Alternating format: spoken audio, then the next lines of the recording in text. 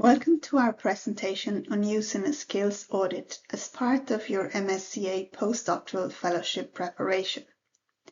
This presentation is delivered by the Irish Marie Sklodowska Curie Office, which is supported by Research Ireland and operated under a joint partnership with the Irish Universities Association. Our mission is to support the research community in Ireland across all disciplines and sectors, in both applying for MSCA funding and implementing MSCA projects. The purpose of this short presentation is to highlight the importance of thinking about academic and non-academic career options, outline the value of doing a skills audit, to illustrate how useful it can be in terms of preparing your MSCA Postdoctoral Fellowship application. We identify some useful resources, and finally, we will highlight key features of the MSCA Postdoctoral Fellowship CV template. The MSCA places great importance on researchers' development, not just research skills, but also transferable skills. And the reason is to better prepare researchers for various career options, both within academia, but also, importantly, outside of academia. This slide here is taken from the Vitae Career Development Resource website. And here you can see the different sectors that researchers ended up working in outside of academia. For example, public administration, including research policy, health and social work, working in non-governmental organizations and international development, as well as publishing and media, to name just a few. Careers in research operate in the context of a changing world of work and employment opportunities. It is important to think of different career options that may be open to you, as recent research in the UK has shown that 70% of PhD graduates have left academia 3.5 years after they graduate. So, when you're thinking of your career path and the opportunities that the MSCA Postdoctoral Fellowship offers you, do think about opportunities outside of the academic sector, as well as within it. As an applicant, even if your objective is to pursue an academic career, it's still important to consider non-academic possibilities so you can develop wider transferable skills. This is important for the postdoctoral fellowship application itself, but it's also good advice for developing your career so that you can respond to the different opportunities life presents you with. And of course, it is useful to note that academic research increasingly involves collaborating with other sectors, and so appreciating how other sectors work and how your skills may be beneficial to them is useful in and of itself. When it comes to the postdoctoral fellowship proposal, before you start writing anything, we advise that you take a moment, stop, think, and assess the skills and competencies you have and the ones you need. It is important to stress that a key objective of these postdoctoral fellowships is the researcher's training and career development. So it's not just about the research project. This emphasis on the researcher's training and career development is linked to the EU's desired impact of preparing researchers for successful long-term careers across sectors. And that's done by fostering excellence, enhancing careers researchers' creative and innovative potential, and diversifying individual competencies and skills. So you can see that the postdoctoral fellowship is not just about an excellent research project. To get started with this exercise, what we recommend is that you assess where you are now. Think about what your short-term and long-term career objectives are, and then think about what do you need in terms of skills development to achieve these short and long-term career objectives. Then think about how can you use the MSCA Fellowship as a means to develop those skills and competencies that you need for those future roles and sectors that you want to go into. In the Postdoctoral Fellowship proposal, you need to know and be able to articulate where you want to go in your career, so it's important to have a plan. This is so evaluators can properly review the training plan to determine whether the training plan will appropriately address the needs of the researcher. A tip on how you can do this is to carry out a skills audit. This is essentially an exercise where you develop a one-pager, and that one page describes your skills, the training that you need, and your future goals. The output of that exercise would be a list of training objectives and courses you would need to do, and that informs your postdoctoral fellowship proposal. To do that, start with the here and now. So think about what skills you have right now in terms of research skills, technical skills, and transferable skills. So what have you learned so far? What have you received training in? And then think about the future. Where do you want to be? What type of future career or role would you like to have? What sector you want to work in? And what skills are needed in those sectors or for those roles? And now list out the skills you will need for those positions. Then you need to think about how the MSCA Fellowship can be used to bridge the gap between the skills and competencies you have now and what you will need for the future.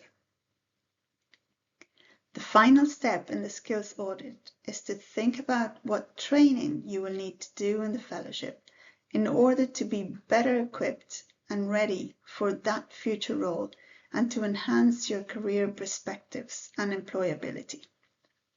This should then form the basis of your training plan and your career development plan. This skills audit is a valuable exercise to get started with, as it feeds into multiple sections in the proposal. For example, under section 1, related to excellence, 1.3 asks you to address the training activities you will undertake, and 1.4 looks at the quality and appropriateness of the researcher's professional experience, competencies, and skills. In section 2, which is related to impact, 2.1 looks at the measures to enhance your career perspectives, both within and outside of academia, and the contribution the fellowship will make to your career development. And in the implementation section, training will be covered in both the training work package and when you address the quality and capacity of the host. For your skills audit and subsequent training plan, you need to consider not just research skills, but rather consider all the different types of skills that exist.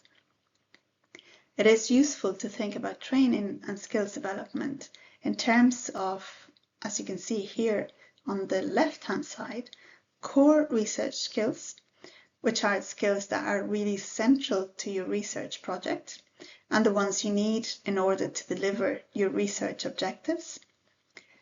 Then in the outer circle, you have additional research skills, and these are research skills that will advance your competencies in the research areas. Additional research skills can be training of a very technical nature, such as particular methodology, or training in using a particular type of equipment, or it can refer to open science training or research integrity training, etc. You also need to think about transferable skills and competencies, which will be useful for different types of roles and careers across many sectors. This could include skills such as project management, communication, leadership, etc. Together, the training and competencies that are developed in terms of research and transferable skills can lead to greater impact in terms of your career and employability down the line. In this side, you will find a couple of external resources and some links for you to consider, which will be helpful in thinking about the different types of transferable skills that you may want to receive training in during your fellowship. All these are useful, but in particular, I like to draw your attention to ResearchComp, which is a competency framework that was developed by the European Commission and is designed to help researchers assess and develop their own transversal skills. I am going to focus now on the CV element of the application. It is important to note that when we talk about the CV in relation to the postdoctoral fellowship call, we are talking about the researcher's CV and not the supervisor's. In terms of the application, the CV is in part B2, but it is quite important because it feeds into 1.4 in part B1, and 1.4 is about the quality and appropriateness of the researcher's professional experiences, competencies, and skills.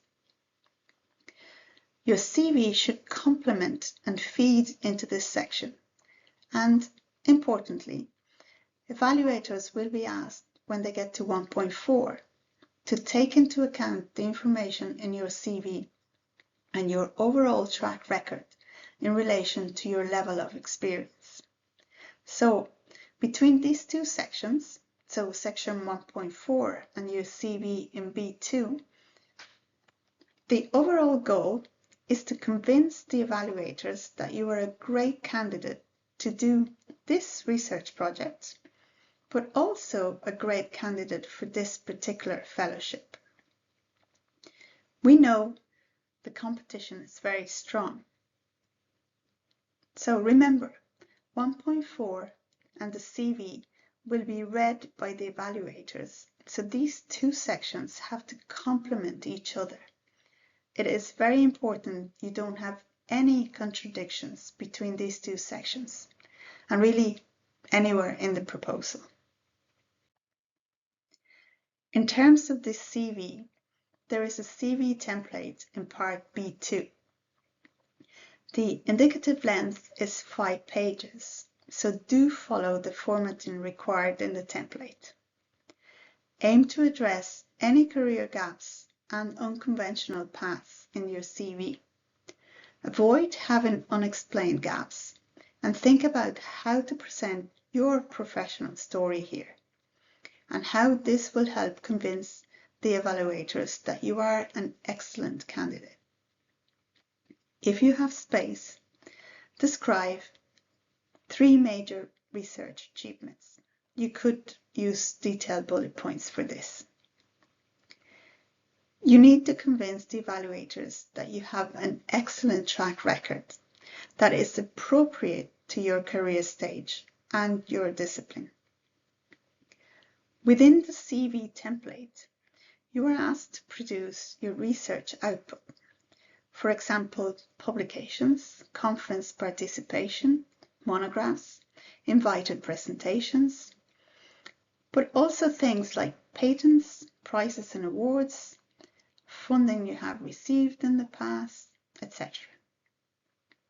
If you are not the first or lead author on publications, you should briefly explain your contribution.